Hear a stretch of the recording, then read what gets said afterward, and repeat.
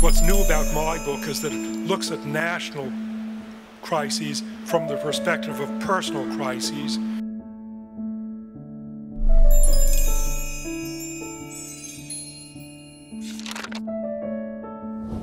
I originally came because of my interest in your wonderful Hangul writing system, the best writing system in the world, and since then I've come back increasing my admiration for the Korean people and for your art, and now appreciating this gorgeous library. I'm very happy to be here.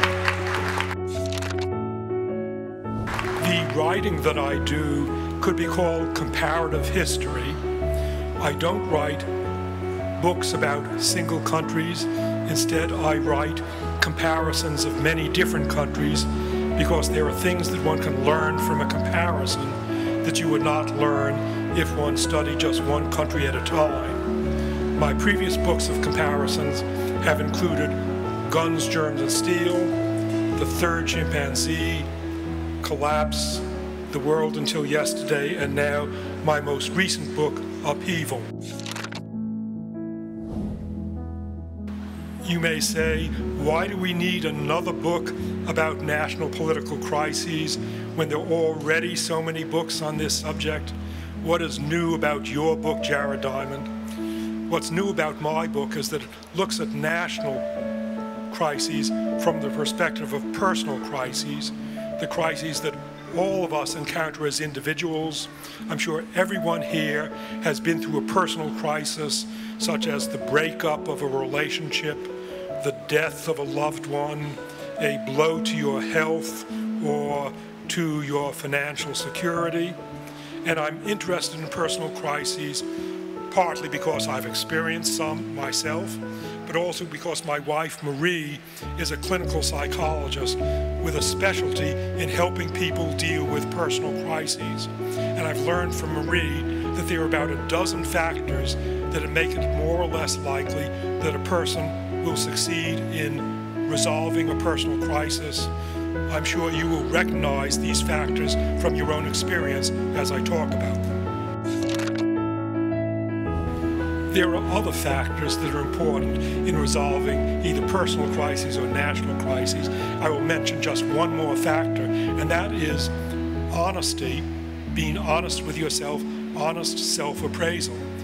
If you are not honest about your strengths and your weaknesses, of course you are not going to succeed in changing your weaknesses and retaining your strengths.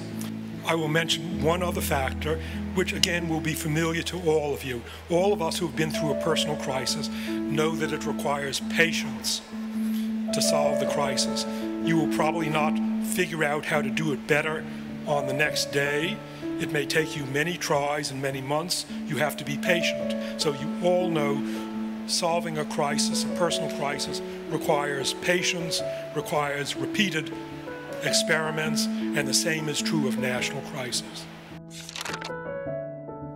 Nevertheless, finally, in conclusion, the fact is that the world faces difficult problems.